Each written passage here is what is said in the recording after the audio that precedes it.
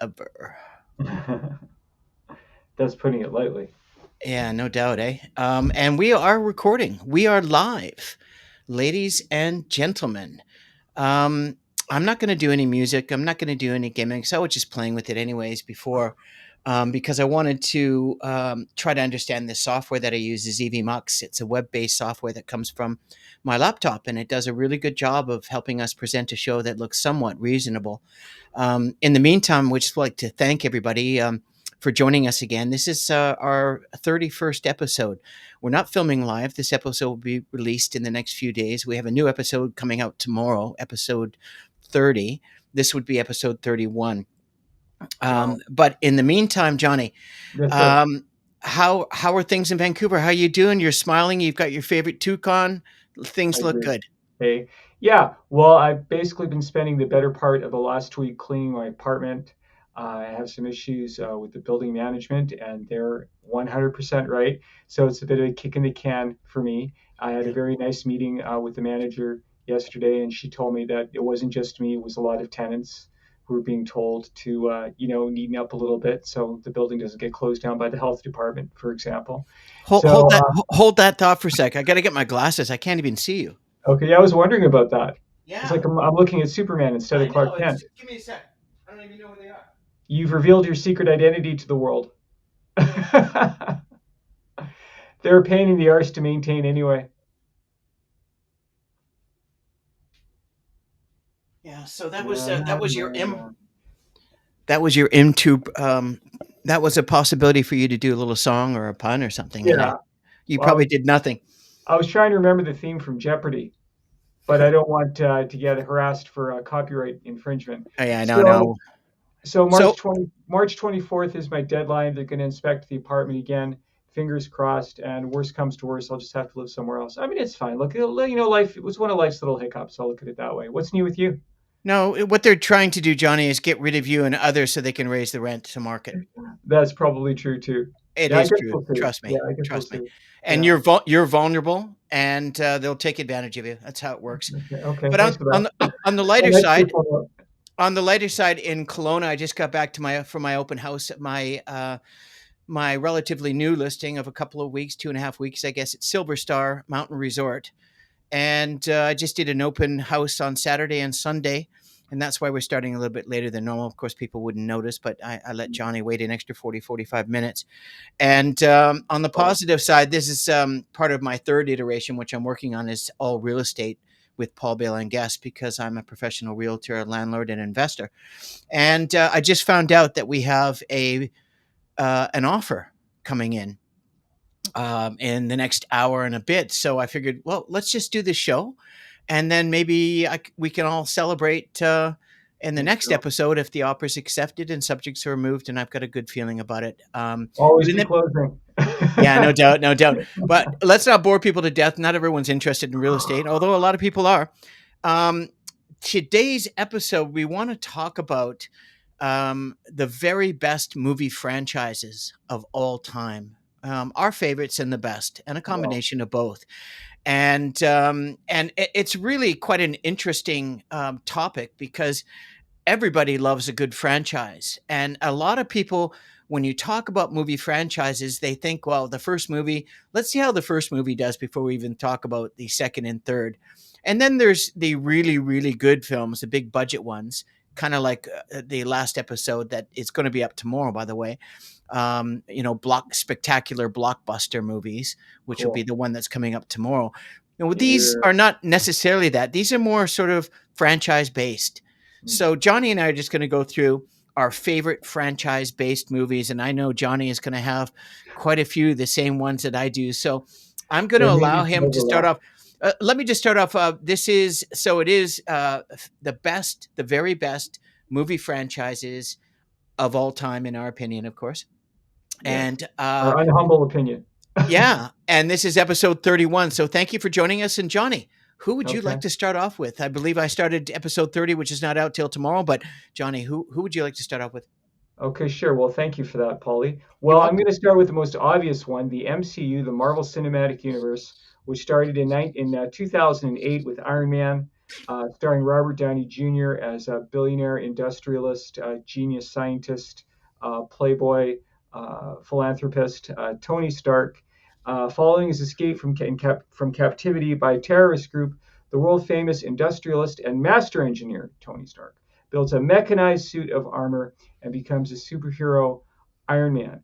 Iron Man is one of the more obscure Marvel Comics characters, so I really didn't walk into this movie with very high expectations. I really didn't know anything about Jon Favreau. I hadn't seen any of his prior movies, but this movie completely gobsmacked me and a lot of other people too. It's really fun. It's super entertaining, and Robert Downey Jr. just oozes a charisma and everything that you want to see in your hero. And I love that he drinks, and I love that he's enjoying life, and I just love every aspect of his character. And Jeff Bridges is absolutely amazing as the villainous Obadiah Stane.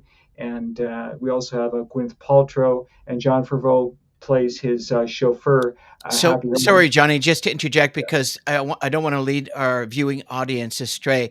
Would this be Iron Man 1 you're talking about? Yes, the first one. Okay. This was the beginning of the Marvel Cinematic Universe, and then of course there were two great sequels. I didn't think the second one was as good, but the third one, which was written and directed by Shane Black, who did the first Lethal Weapon, Yeah. is really terrific. Tony has a wonderful sort of father-son relationship with a 10-year-old boy who worships him in Iron Man 3, and of Right. course it's led to the Avengers and Captain America. I haven't seen any of the more recent ones. Probably the last one I saw was Spider-Man: No Way Home. Let's But let's just stay on topic. We're sure, just talking about the actual movie franchise, and right. you've chosen Iron Man 1, 2, and 3. Is that correct? Yeah, that's correct. Oh, the MCU in general. That'll Yeah. cover Let's not that. talk about the others because they may come up Yeah. on the show, right? Okay.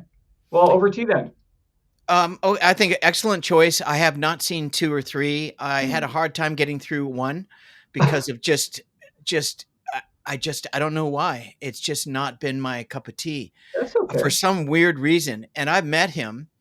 Oh, And when you talked haven't about seen it. Stark, the character, well, I worked in the Hotel Meridian at Girard Dining Room. It was a very fancy five diamond French restaurant, and all the actors in town stayed at Le Residence, which is their upscale attachment to the hotel, which is now the Sutton Place Hotel on Right. Burrard. You saw him in the And buff, right?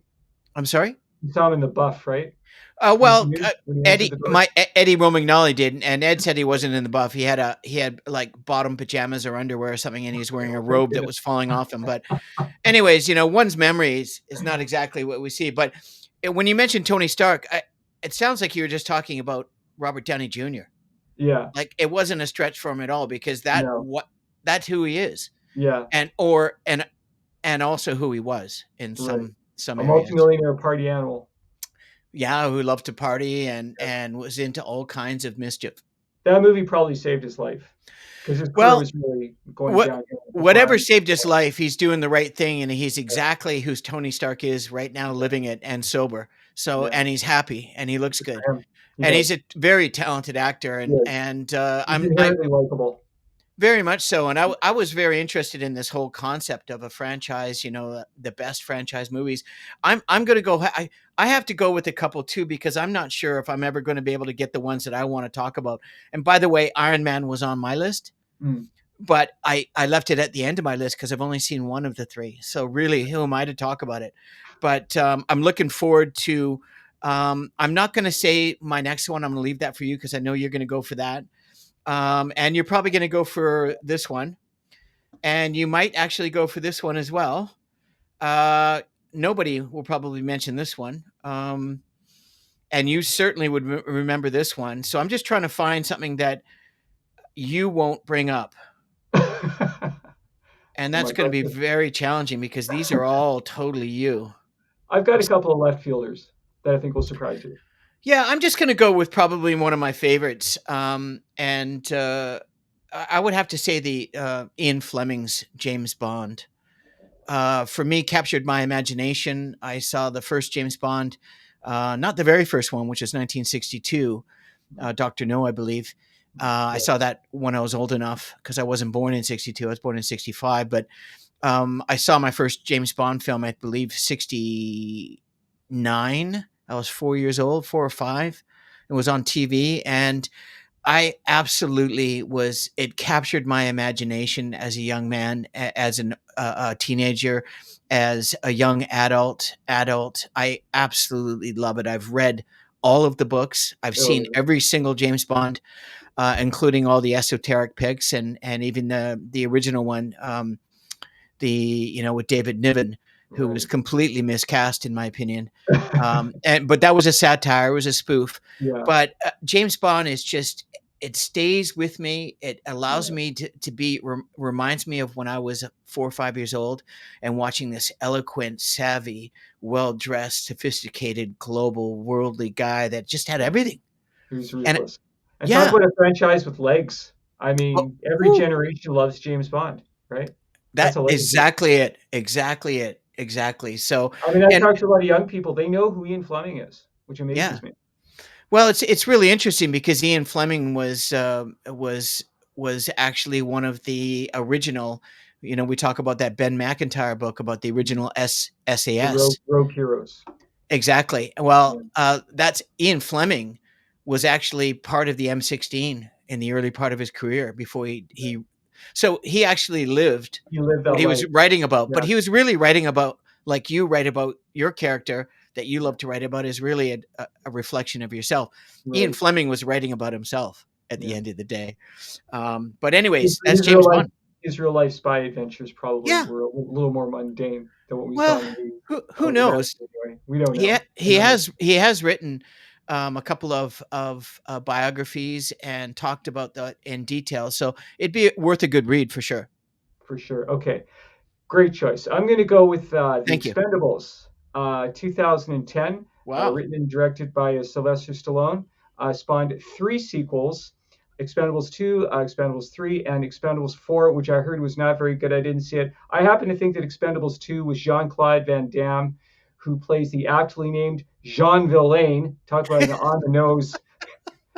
Hi, I'm Dirk Bad Guy. Pretty on the nose Yeah. name for a villain. Hi, But I'm Dolph, old kickboxer. when I saw the first when I saw the first Expendables in the theater, which I saw opening day. I mean, I was all over this movie before it came out. I felt like I was watching an old canon movie, like an old canon movie. A Golden Globus from the 1980s had been unearthed in a vault, like Al Capone, and this mystery movie that had been thought lost has been discovered. And it's even shot like a canon film, a few CG gore effects notwithstanding. These movies are not great. They are what they are. They deliver the goods. You look at the trailer, you want to see something with lots of explosions and fighting and good guys and bad guys, and the Expendables movies deliver all of that stuff in spades. And Eric Roberts is in the first movie. He plays a corrupt CIA agent. Bruce Willis, Arnold Schwarzenegger, Dolph Lundgren, and Randy Couture, Terry Crews, Jet Li. And these movies, I mean, I've only seen the first three. The third one with Mel Gibson as the villain is probably the weakest of the bunch, but they're very fun. And Chuck Norris appears in the second one, and he's like, Stallone says to him, he's like, "Oh, I haven't seen you for a while," and he's like, "Oh, I got bit by King Cobra. 5 days later, the cobra died." So that was a nice moment. A little Chuck Norris fact there. So that's my next choice, The Expendables. They're really fun. I'm not surprised at all that Johnny chose the Expendables because it has so many of the characters that we all dearly love, but Johnny especially has an Yeah. affinity for a few of the fellows that he's mentioned, Oh, for sure. and what a great way to enjoy some silliness.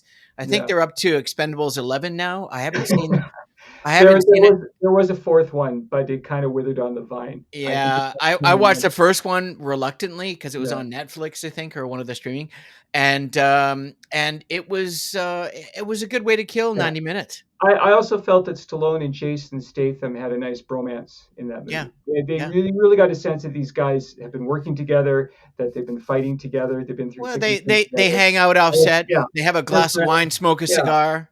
You know, they have the bantering, and I yeah. like that sort of male camaraderie. That's one of my favorite things I about was just movies. going to say that you took the Yeah. words out of my mouth. I'm going to go with one of my. Yoink! I'm going to go with one of my very first when I was a young man. And I'm going to go with the Lord of the Rings Oh, sweet. trilogy.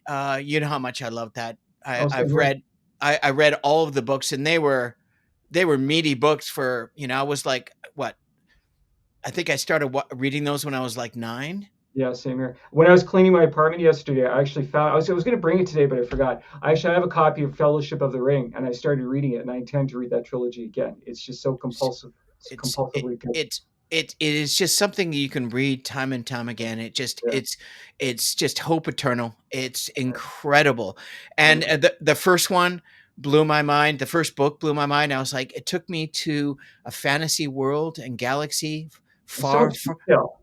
far, far away before I knew what far, far away really mean. Anyway, so everyone knows the Lord of the Rings. I love the Hobbit. I could include the Hobbit in this, but maybe for another episode we can focus on fantasy, Mm. fantasy sci-fi movies. We haven't done that. Johnny, who do you got next? Okay, so yeah, Lord of the Rings, great choice. Thank Okay, you. I'm going to go with a movie that we talked about on our horror episode, The Blair Witch Project, which Oh, was created by Daniel Myrick and Eduardo Sanchez, who like you and I, when I think we're about the same generation, they may be a little younger than us. When they were kids, they watched these sort of mockumentaries. Remember the mockumentaries? These sort of terrifying, apocalyptic mockumentaries like Alternative Three, they were predicting nothing but the Hellstrom Chronicle. That was another one where insects were going to eat the world. Just all these doom and gloom apocalyptic. that was good. They were alien insects. I forgot They, about that one. What's they the name were of that title? the Hellstrom Chronicle. I loved that Yeah, movie. those movies are nightmare inducing. They probably scarred me. I was probably So 10 years old when I saw it. the Blair Witch Project follows the disappearance of three student filmmakers in the woods near Burkittsville, Maryland, while shooting a documentary on a local legend called the Blair Witch. This movie was shot documentary style. There's no music. It's absolutely gripping from beginning to end. The premise is that the tapes were found years after the kids disappeared, and of course they were never found in the context of the story. A lot of people went to this movie thinking it was, an actual documentary. I think the credit written and directed by at the end should have been a giveaway. But holy mackerel, when you've seen this movie, right? When Heather's running down the stairs of that house, Who didn't see it? right, and she sees Mike standing in the corner, I just remember my stomach fell. I just had such a visceral reaction to that movie from beginning to end. Now it spawned a sequel, Book of Shadows, written and directed by Joe Berlinger. Yeah. A very hastily made, slapped together sequel. They put it together in a year, and it really shows. But it has some good ideas. And basically, everyone in this movie knows that the Blair Witch Project was a movie. Yeah. And so the the woods in Burkittsville becomes like a tourist trap now. Yeah. And a tour group is murdered one night, and so it's kind of a who done it. It's kind of like who murdered this tour group. And the denouement of this film is actually quite chilling, but it just takes Excuse me. forever. Certainly, bless you, but it just takes forever and a day to get there. There was a third Blair Witch Project movie, so just called Blair Witch, which was Yeah. made in I think 2020, I want to say. Yeah. And I did watch it a couple of years ago, and I thought it was almost as good as the first film. Of course, they Mm. have upgraded technology. They have GPS and drones. What happens is the brother of Heather decides that he wants to go look for her, maybe even just to see if he can find her remains, assuming that she's been murdered. And suffice to say, it doesn't go very well for them. The Blair Witch 3 is a movie that a lot of people not even aware exists, but I do believe it's on Netflix and it's worth checking out. But that first Blair Witch Project is one of my all-time favorite movies. It's just absolutely gripping from beginning to end. Honestly, made on a dime, Yeah, a lot and of heart. the shaky camcorder and the close-ups. Stephen King, one of our favorite writers of the horror genre and demon genre and so on, darkness. Mm, It's one of his favorite films. yeah, He thinks it blew his mind that they put it together on the budget they did. yeah. And they shot it in And like 7 days. right, Yeah, so incredible. And the dialogue was improvised. this is from my source, and it really captured my imagination when I read this first paragraph, because this is what happens in the genre that we're talking about, are basically our favorite um, you know uh, franchise movies, Mm, and there's lots of them, and a lot of them are just shameless, just trying to make cash, right. because one of them's good and they just try to bunch out, and but we're talking about the best movie franchises of all time from our perspective. And let me just hear this blurb: the sequel is never as good as the original, except when it is, or Sounds when it makes twice as much money, or when it's just plain bigger in every single regard. Some sequels are shameless money grabs. Heck, you might even argue that most are. Mm. Yeah. I think in our generation that was truer, but Not I think, finished, Johnny. oh, Not sorry, finished. my bad. But a movie with enough sequels to make a franchise and arguably popular, here are some of the best, most beloved movie franchises of all time. That's what captured my imagination in doing this show Mm. because I hadn't thought about it. And then when I did, I was like, wow, there's a lot of good stuff there. So, anyways, I just want to get that in because a lot of people might not know what we're really talking about, right? Okay. Some of the movies they even mention, and a lot of my doing some homework and stuff. Only two were made, and they're calling it a franchise. So Yeah, that's true. I have a you know couple what of I those. mean? Yeah. Yeah. So it's I think but it's more than one is the rule. I the next one I want to talk about is because I want to give you an opportunity to say which I think you're going to say, and I don't want to do it because I know you love it. And there's a couple, and I just and there's more than a couple. It's like this title, what we did for this episode is made for Johnny and me to a lesser Oh boy. extent, because most of the films are films that Johnny likes. I like too, but not as much as Johnny. Mm. Um, and but this particular one, which is one of the best of all time, I think, and it spawned. What did you say? When it spawned many reboots or Right. episodes or Yeah. series or a new franchise, and this is exactly what we're talking about. But I'm trying to avoid the ones I know Johnny's going to bring up, and the ones he don't, I can bring them up at the end. Um, and I would have to say that Alien.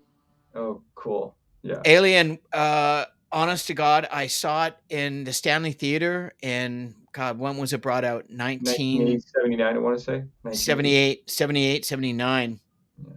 Yeah. Um, and action, sci fi, and horror have been melding in the Alien movies since the 1970s, and they've only gotten gorier as the decades have passed. Have you seen the most recent one?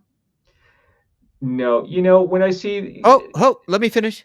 I just want to who's find out if you've asking seen. for I it? just want to see if you've seen the first one. The most recent release, Alien Romulus, which is the reason why I was asking because I Right. was going to I bring heard it it was up. good. Yeah, it was okay. I got to watch it again.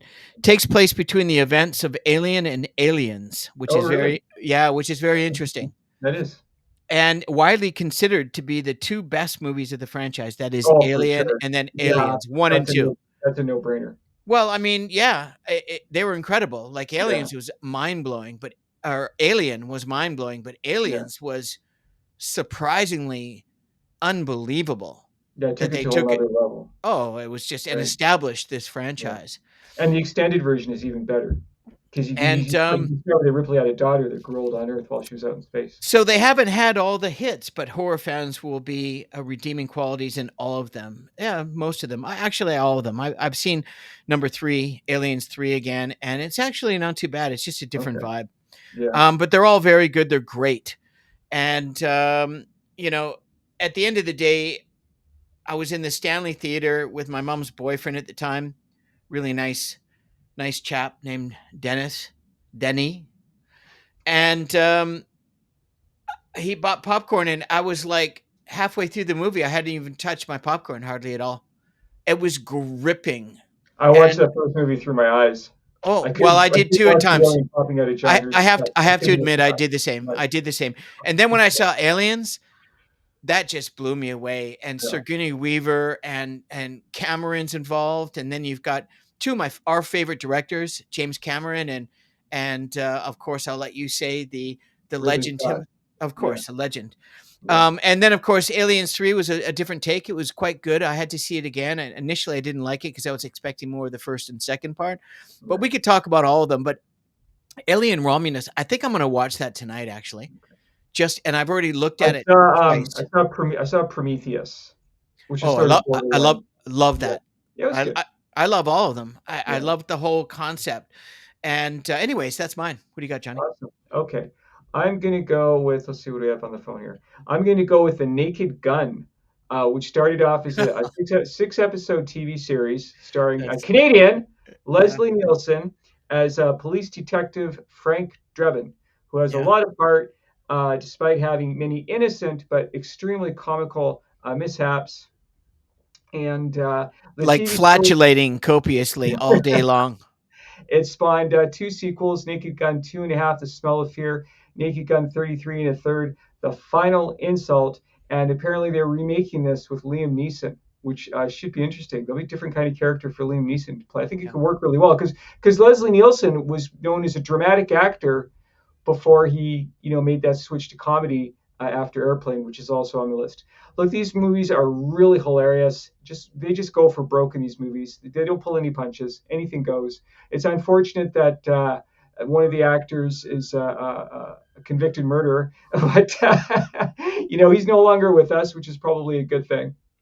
But I mean, Leslie Nielsen, If he indeed was guilty. if he was, I happen to think that he was. The white Bronco was definitely an indicator to me that he was Yeah. not innocent, in my opinion, anyway. Sure. But these that aside, I mean, these movies. If you're feeling depressed, these movies will cheer you up in 30 seconds. They're just too funny. Yeah. No, they're really good. Yeah, Really, really good. Zucker and Abrams.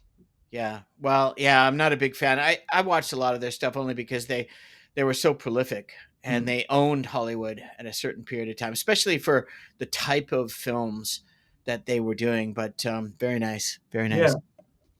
and Priscilla Presley, Elvis's former wife, is Yeah. she's not only super beautiful, but she's really funny, and she has a wonderful chemistry with Leslie Nielsen. They have a really Yeah. sweet relationship in these movies. Yeah, I talked about Leslie Nielsen when we talked about our favorite Canadian actors in one of our past episodes, and people don't understand how prolific he was before he blew up late in his career, Yeah, but late bloomer. yeah, and but very funny Yeah. and just always sardonic and joking, and he carried a fart machine with him. So he went on David Letterman or Johnny Carson. He'd always fart. Every interview he'd fart, sometimes more than once. And he got better fart machines as the decades went on. So I love him. He was incredible. The next Representing Canada with the fart machine. What's that? Representing Canada with the fart machine. Yeah, man. I used to Put have us one. on the map. I used to have one until I realized I didn't need one. Well, none of us do at the end of the day. It's a family show. I'm not It going is. there. It is. Okay. Oh, it's okay. Farts are innocent. I had some spicy fried chicken, so Mm. it might happen the next maybe tonight. Who knows? Um, I would have to say that you know this goes into when we did an episode in earlier about our favorite directors, Mm. and I never got a chance to really talk about him, and I wanted to, but time just didn't. And he was maybe I should have put him in the beginning, but I'm a huge fan of Christopher Nolan, Yes. and I honestly, I wanted to give Johnny a few opportunities to do this one, but I have to go with the Batman trilogy. Um, I was not a huge Batman and Robin. I used to watch the '60s show, and it was terrible. But He's one of my favorites. at the time, it was excellent. Yeah. And then when I got into Christopher Nolan, I watched a lot of his other films, and I heard he was doing the Batman, and it was like, my God. And so this is my little blurb. The Dark Knight is easily the highlight of Christopher Nolan's take on Batman. But Batman Begins and The Dark Knight Rises are not to be slept on. Together, the three movies make what many consider the GOAT of comic book movie trilogies. Heath Ledger's Joker is rightfully praised as one of, if not the best version of Oh yeah. that character. By leaps and bounds. But Christian Bale's Bruce Wayne Batman, ironically, is one of the most overlooked aspects of the series. I agree, and I'm Mm. not just saying that because of nepotism. Because Christian Maybe it's your Christian Bale is relatives. a third or fourth cousin. That's what Maybe my you're in his inheritance. can't you see the Yeah, there is a slight resemblance. Yeah, for real. uh, Maybe half a percent. I'm joking. No, it's true though. If you believe my uncle Reg, Mm. and so big budget, dark, moody, Gotham Yeah. City. I mean, everything. Great actors, So well Michael, written those movies. all, Yeah. and honestly, Christopher Nolan is a genius. Yeah. And I wasn't a big fan of any of his the attempts that weren't he didn't have his writing or directing, but those ones I just mentioned, wow, Yeah. Yeah, I really, remember when I sat in the theater watching The Dark Knight. I remember right from the very opening when you see the Warner Brothers logo and yeah, the Hans Zimmer music starts playing, yeah. that Oh buzzing yeah, sound.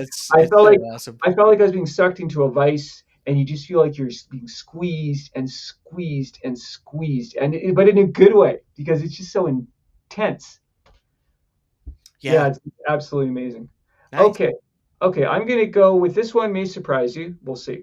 We mentioned two movies count as a franchise, so I included a really underrated action movie, again starring Jason Statham. This one is called Crank, a 2006 American action film directed by Mark Nelvedine. Sorry for the pronunciation, and Brian Taylor. The title of the film comes from a slang word for methamphetamine. In the film, Chev Chelios, great Mhm. name, an LA-based assassin, movies are loaded with assassins and hitmen, aren't they? Yeah, Probably everything's Pulp Fiction, is poisoned by a synthetic drug and must keep his adrenaline flowing constantly to keep himself alive while trying to track down the culprits responsible for poisoning him. It was followed by a sequel titled Crank High Voltage. In that one, he has an artificial heart and he has to zap himself like every 10 minutes with electricity or he's going to die. I mean, these movies are really unapologetically balls to the wall, yeah. insane. They're Yeah. just like, I've never taken crack, but I could sort of imagine that watching these movies would be akin to Well, that crack experience. crack apparently neither have I. A crack apparently was a derivative of cocaine Mm, that yeah, and sorry. then but the kids don't do crack anymore. It's all about meth, and I Mm, think this film was about mm, methamphetamine. yeah, And of course, there's other apparent varieties of that. But I've seen it. I love the actor. I've seen every one of his movies. And Guy Ritchie is the one that discovered him, right. and he's in all of Guy Ritchie's movies. Yeah, And I really enjoy them. It's a good yeah, romp. It's a B version. He's lots of action. He's very good at martial arts, he is. He's and very athletic. he's like Bruce Willis or Stallone. They just never change. They're the Yeah, same character in every film. pretty much, yeah. In a Oh, good way, though. He is who he is. listen, I know He you knows just because himself. you just want to. No, you're on Stallone's side. I understand. Have you seen these movies, Crank 1 and 2? They're pretty wild. I've seen all of Yeah, his movies. oh, I good. said that. I just said that. All Yeah, of them. the Transporter movies are fun too. I've seen all of them, Johnny. Okay, I heard you the first time. The third time. Just winging this off No, the I cuff. know you just okay. So I wanted to give Johnny this because he probably do it more justice than me. I have seen every single episode from this. Back in 1976, I heard of this film coming out, and I immediately went down to the comic shop, the old one down by in Kits, just before the border of Point Grey, and to Oh, find Fourth and Elma. yeah, yeah, of course. Yep, I Bigford. That remember was it well. I think it was his first one there. Right at the end before they moved it up the street a couple The times. very first store in Vancouver that exclusively sold comic books. Pretty exciting for a boy, right? Oh, for boys like us, Yeah, absolutely. for sure. So I have to go with the Star Wars Mhm. um, franchise because it would have been my first pick, to be honest. But the other ones are equally as powerful in their own genre. But when I saw Star Wars in the theater, I had already bought episode one in the comic book. Hmm. I And did I too. didn't see it. I didn't see it in the very beginning when everybody was just crazy. The lineups are too huge, and I was just, Oh I. gosh. There's nothing worse than having to wait for 2 hours in lineup to see a movie where Yeah. you're jammed in, everybody's farting and talking and laughing and chewing, and then your chair's moving, and it's just no. I just, I had rules, Yeah. and I had a systematical way to enjoy a film. And to this day, I haven't seen many because I can do more. I can really relax in my own place and not have any of those things. But I've never seen anything like it. And I don't even know if anyone's even come close to replicating the first, what, four, five films? Yeah. I still feel like the first one is the purest. I Oh mean, my God. it tells such a complete story. It has a beginning, middle, and end, and it has It a one thing, is, right? it is in my top 10 favorite science Yeah. fiction fantasy of all time. It is, I've seen it, I kid you not, probably 30, 40 times over the years or It's decades. Three more times than that, bro. And by the way, I've got Star Wars number 1 to 15 in comics You that I do. brought up in one In of mint our past condition. shows. What's They're in that? very good. They're in mint condition too. Well, You can I'm probably going to sell them. listen to Keith when I get back to Vancouver. I'm going to listen to Keith Bickford, who was Yeah. on our show, the comic book show. I think it was episode 4. Yeah. And Keith said, "You need new bags, bro." I said, "Look, I bought Uh, those bags off you in 1978." So he goes, "Well, bags have changed." I'm like, "Apparently." So I, well, he would know. He's the expert, the comic he is, broker. he's excellent. Maybe he can Um, find a buyer for you. That would be well, cool. no, I'm If just, you buy. whatever. I'm going to do it. I'm going to listen to him. All right. It's your Okay. turn, Johnny. So Star Wars. What are you gonna shock us with now? Okay, this one will probably not be too much of a shock. I think we talked about it on another podcast. Canadian Michael J. Fox was a star of Back to the Future, 1985. Marty McFly, teenager, goes back in time in Doc Brown's DeLorean and Oh, meets a this is teenage girl. this is called the a small casino in Vancouver Island. There we go again. A little side bet for a hundy just came in. Thanks, Johnny. Congratulations! I'm making you a lot of money apparently. Well, Um, at least you haven't asked for a cut yet. there you go. No, that's not going to happen. I have a little bit of class, or so I like to think about myself anyway. So Leah Thompson plays a teenage girl in 1955, where Marty's gone back in time to in Doc Brown's time traveling DeLorean, hilariously played by Christopher Lloyd. And this girl who develops a crush on Marty, dun dun dun, turns out to be his future mother. And I feel like the unheralded star of this. I mean, all the actors are great in this movie, but I mean, Crispin Glover is really sublime as Marty McFly's father, George. And I watch the scene on YouTube probably once a week where Marty sits next to him and he orders a coffee and he looks at this guy and he's like, "Oh, you gotta be kidding me!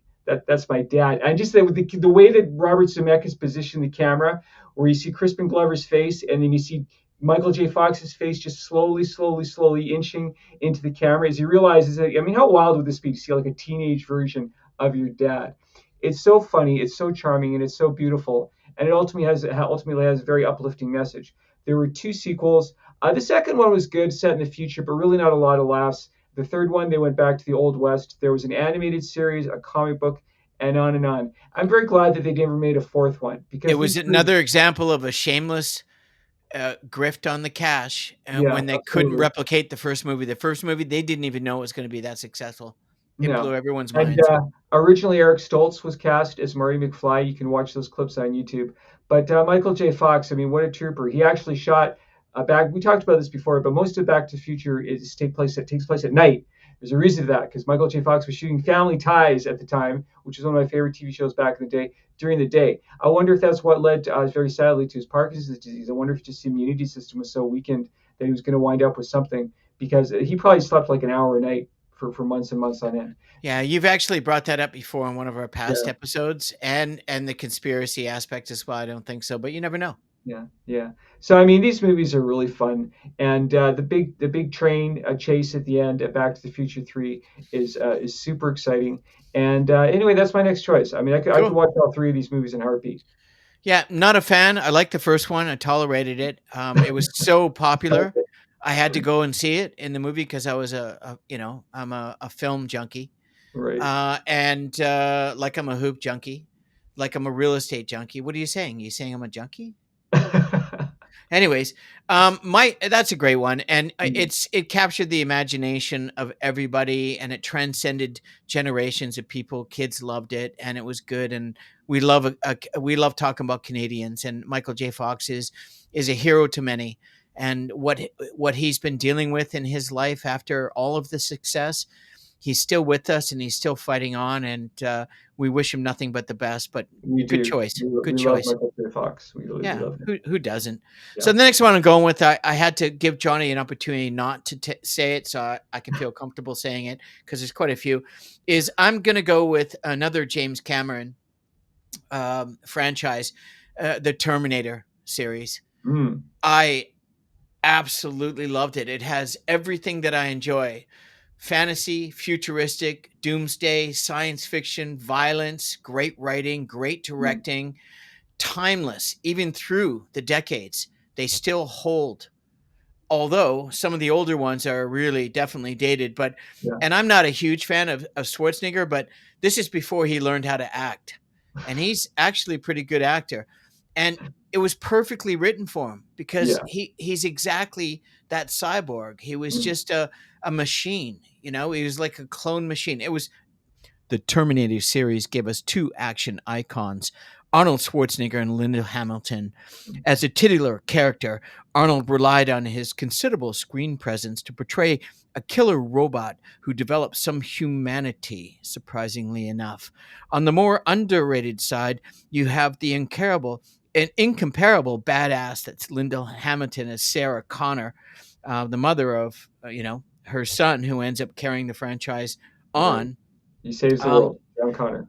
well, let's not give it away. Spoiler alert for those who Well, haven't seen it. right. Thanks, Johnny. Everybody's seen. Haven't finished my blurb. It's my time. Hello. Um, Unbelievable. And then and then he has the balls to do an eye roll like I'm interrupting him. I mean, kids these days. Eye roll for eye rolls. Good Lord Almighty. So, pardon me, Johnny. Do you mind if I just finish? Thanks very much. Not at all. Appreciate it. Please continue. Yeah, who's and Sarah Connor, whose life blows up when the aforementioned murderous robot starts trying to kill her and everybody else that gets in his way. The first three movies are great. Mm. T2 is excellent, and diminishing returns for the subsequent Yeah. installments that Well said. get bogged down by their own lore. Still, three solid movies are nothing to scoff at. I love it. It's Yeah, fascinating. yeah. I remember when I saw the first Terminator. It was, I guess, 1984. I think probably went with Keith Bickford, and we were watching like every movie back then, and we were expecting something really cheesy and trashy and just like a unapologetically dumb action movie. But I was like, well, wait a second, this movie's actually smart because you remember the scene where we see the Terminator for the first time. He's walking naked, and Bill Paxton, he's hanging out with his buddies. They're like in a biker gang, and they see this naked Arnold Schwarzenegger walking towards them, and Bill Paxton says, "What's wrong with this picture?" And it was like I remember thinking, "Oh, this movie might actually be good." That's actually a pretty funny line, and everybody laughed. Yeah, Yeah. did you see the most recent one, Dark Fate? Yes. How was that? I'm kind of curious about it. I liked it. Yeah. Okay. I liked it. I need to watch it again though, because for me, watching one movie, if I like it, I need to see it two or three times Yeah. because then I missed too much. I think the last one I saw was Salvation. That was That was good too. I liked it. Now okay. a You lot of like that people one? didn't. Okay. Okay. Was that with Christian Bale and Yeah. I Anton barely Yelchin? I barely remember it. Yeah, that's Anton Yelchin, he yeah, played who Kyle di- Reese. died tragically. He did. I was actually in a Anton Yelchin movie Wow. called Jack, where I was an You're a actor. real life Forrest Gump. You know that? I, I was hired as the technical advisor for it was a made for TV with Starcard Channing and Blue Mancura, who's a really popular actor from Vancouver, and I was a tech advisor because it was a Anton Yeltsin was a basketball player. A little sidebar here, folks, and he couldn't play basketball for a lick, and he was like 12, 13 years old, and but Oh yeah. I got the technical advising thing, got to meet Starcard Channing, got some lines, got to be in a movie with Blue Mancuna, who I've known and I've been with a couple other small bits with, and it was really, and then of course, anyways, it was a small world. It's funny how all these things seem to come in, but who do you got now? Okay. I'm going to go with 2007's Transformers, an American science fiction film based on Hasbro's toy line of the same name, directed by Michael Bay, screenplay by Roberto Orci, and Alex Kurtzman. Shia LaBeouf is Sam Withy, a teenager who gets caught up in a war between the heroic Autobots and the evil Decepticons, two factions of shape-shifting alien robots. The Autobots and Decepticons both seek a powerful artifact called the Allspark. Everybody's looking for something in these movies. It's called the MacGuffin, which is a word that came from Alfred Hitchcock of all people, to win the war that has devastated their home planet of Cybertron. I've seen most of these movies. The only ones that I really like are the first one, which kind of blindsided me, and then one of the more recent ones, Bumblebee. Bumblebee is quite wonderful. The other Transformers movies, the problem, I don't want to be negative. I'll be a little bit negative just to shake things up a little bit. The It's problem okay to be negative. Everyone does it. the problem I have with some of the other movies is that I don't know what I'm looking at half the time. A robot gets hit by a missile. Am I meant to cheer or am I meant to boo? Because sometimes I find them to be indistinguishable. But the first Transformers movie is really fun. It has a bit of a Back to the Future vibe to it because it's about a boy in his car. his first car, which turns out to be also a giant robot bumblebee. And the actual Bumblebee movie, which was a spin-off, was quite wonderful. It has a really nice ET vibe and was set during the 1980s. Have you seen Bumblebee? Bumblebee Yeah. is a very sweet, sweet movie. Yeah, it is. It's not my type of vibe. When I was younger, I'd probably love it, but it's just, it's fun to watch. Right. And they brought in Mark Wahlberg in the fourth movie as a new character, as a mad scientist. And look, Like what Mark is Wahlberg has never turned down any Mark, script. Mark Wahlberg.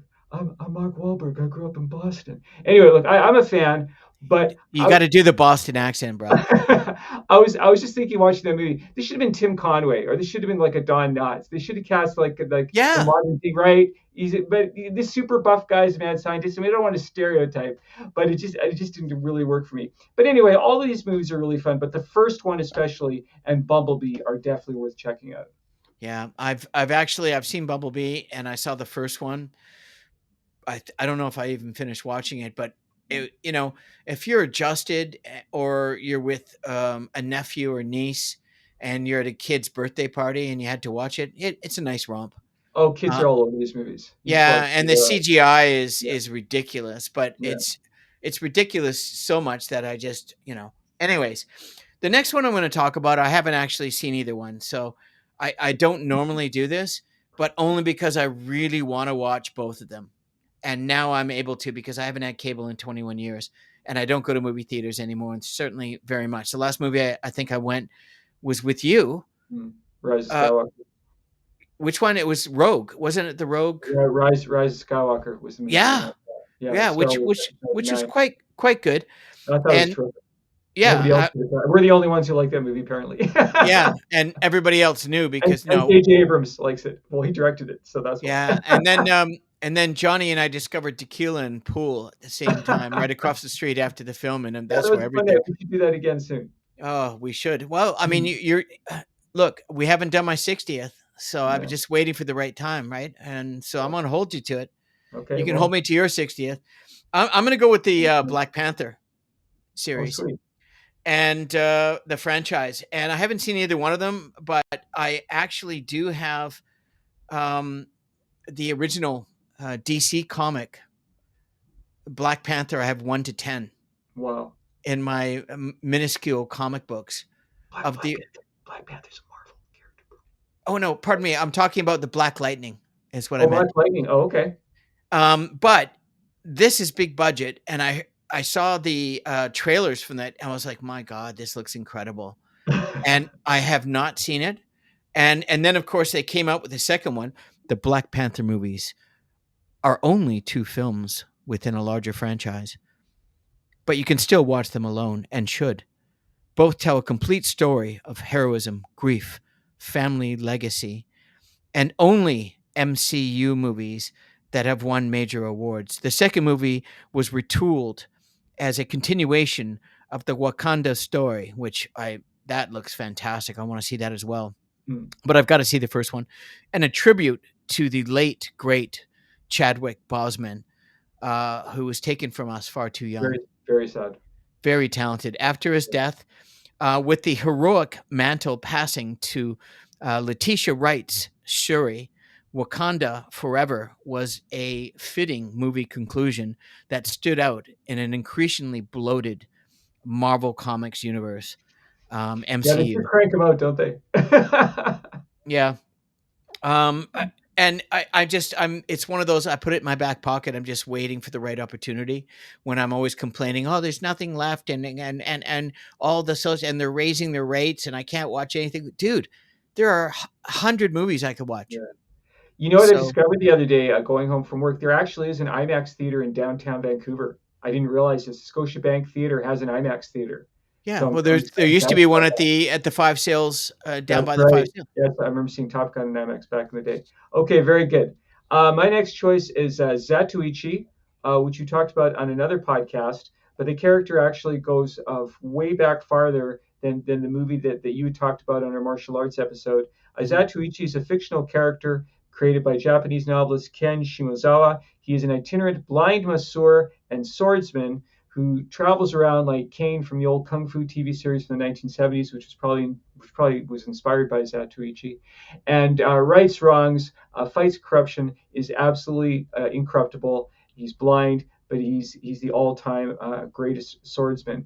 I've seen several of the Zatoichi movies from the 1950s and 1960s, Mm, and they're all great. They're just, they're, I like those kinds of stories where there's just a really strong, upright, fearless, a moral character, and his polar opposite is someone who deserves to die, who's doing nothing but just causing harm to innocent people. I never yeah. get tired of these kinds of stories. He's virtuous, he's kind. I like a hero who's kind and warm and gregarious. And so these movies, I've seen most of them. And there's also a long-running TV series played by the same actor, whose name was Shintaro Katsu, from 1962 to 1989, and then it was remade as that movie that we talked about on our martial arts episode. So Zatoichi is probably one of the most famous fictional characters in Japan, and also inspired Stan Lee's Daredevil, who's a blind superhero. Oh yeah, I thought you were going to bring that up actually. Yeah, Daredevil, and you might still. Who knows? no. Although I liked that Ben Affleck movie, I thought it was fine. I wasn't really. Yeah, I think they just made the one. I think there was just, well, there was Elektra, there was Daredevil, and then there's Elektra with yeah. Jennifer There's Lawrence. so many. I mean, you got Black Widow, and you got the sorcerer. You got the. It's just Doctor Strange. yeah. It's just and I'm gonna go with my next one. Not because I really liked it. I've never seen all of the episodes. I don't even know how many there are. I think there's like 9, maybe 11. But my wife took me to the very first one. She goes, "Oh, I want to surprise you. We're gonna go for dinner and have a little romantic night out, whatever." And this is when we first came to Vancouver about 25 years ago, I guess. And I'll never forget it. I thought it was very kind of her, and she took me to this Malaysian banana leaf type restaurant, and Oh, we were I down in the West love End. that. I love me some banana leaf. So good. Mm. I'm Tasty. Malaysian and Thai. I love all Asian food. And so we're down in Denman at the Coast Hotel, and they had the old theater there. I think they closed it. Yeah, I remember But that feeling. the very first Harry Potter, Oh, okay. she surprised me, and I was like, "Oh my God, Harry Potter! Are you kidding me?" And it's just because I was, 36, and I'm not a kid anymore. Although if I was a kid, I would love Harry Potter. Oh yeah, for sure. And so she took me, and we had popcorn. We had a beautiful dinner, and at the end of it, I was like, "Well, the lady that wrote this is going to be a multi-billionaire in very short period of time, and look what's happened. What a amazing, Mm. fun, exciting romp." Mhm. And I don't know how many are there. Do you know? I saw the first two, and I just kind of hit a wall with those movies. They're great. I get why people like them, but like Price Johnny, for I Children. brought it up saying the same. My opening intro is the same Yeah, thing. I saw the yeah. first two. I saw the first one with my wife, and then she wanted to see the second one. I was like, "Oh my god!" Yeah. It The just problem I have with those movies, I think I saw the first three now that I'm remembering. I just felt like the story was not advancing. I felt like yeah, nothing really happened. It was a lot of exposition, a lot of setting up, and people tell me, "Oh, you have to watch the seventh movie. You have to watch all this stuff." Then yeah. and they're like, "No, no, no, life's too short. I want to do other things with my life." But I get why people like them, and I remember feeling very They're a lot elated. of fun if you're a kid Yeah, or with kids and stuff. A lot of fun. and I think that J.K. Rowling rekindled a love of reading for kids who sort of traded books for video games in a lot of cases. I was very happy to see kids walking down the street reading the latest Harry Potter, or camped out outside Indigo Books because they couldn't wait to get their hands, before Amazon, of course. Couldn't wait to get their hands on the next installment. Yeah, I think that's quite wonderful. And apparently, if I understand the story correctly, Harry Potter started off as a couple of notes that she scribbled on a napkin, and Yep. and such an important life lesson. The journey of 1,000 miles begins with a single step, Yep. and just anything's possible. We tend to sell ourselves short in life, and people like J.K. Rowling are clear examples of this is what can happen if you stay the course, if you believe in yourself. There are no guarantees. The key is persistence and consistency, and every day, not just once in a while, and boom, and now she's living the life, with a few hiccups, but there are hiccups in all of our lives at the end of the day. But she certainly followed through on her bliss, and created something that will last forever. They're remaking it as a TV series. I think it's coming back. Yeah, I mean, why not flog it? It's all about making money, and it's popular, and people will watch it. Yeah. I think I'm done, bro. I think that's my list. I'm just going through my phone here. Do I have anything else? I've just got one more. Okay, let's do that then. Then we'll wrap. It's I, almost I an hour. Yeah, well, we try to keep it around an hour, but I Yeah. have to go with one that in my initial research, not many people were mentioning. I was like, "Are you kidding me? This is probably for its genre, probably the best of its genre, and that is The Godfather."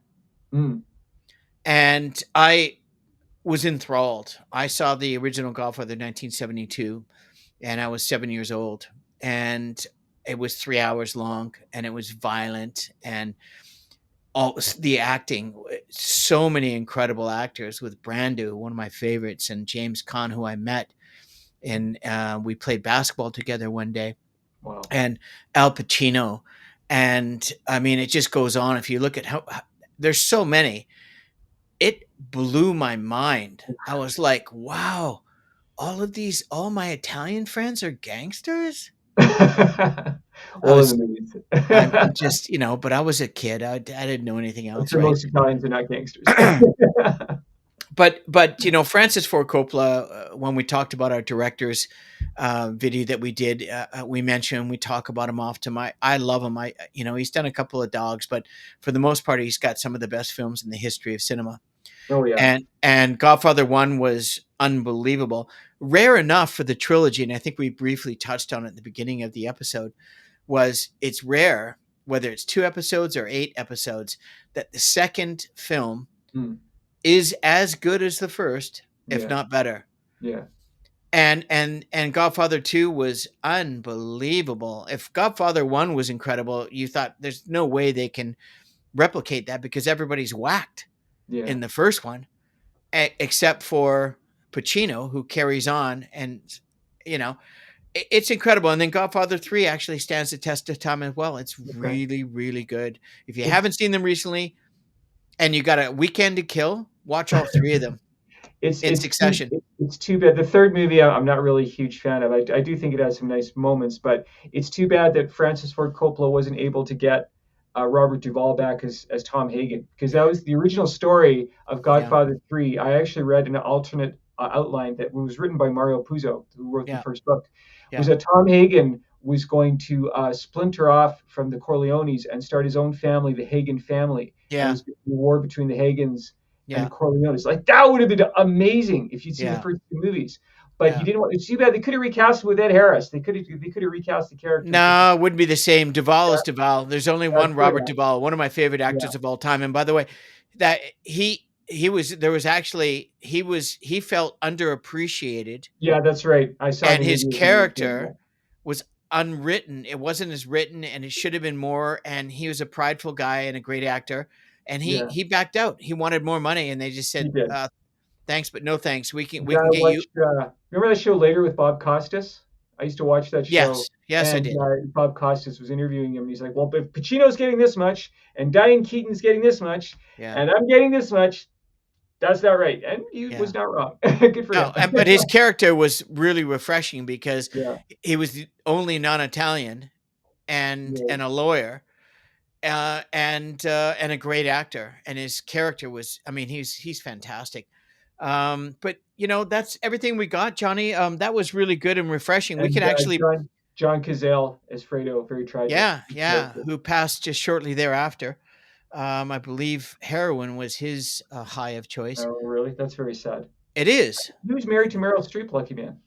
Wow, really? Yeah, yeah. They were in a Dog Day Afternoon. Was she in that movie? I can't remember now. Yeah.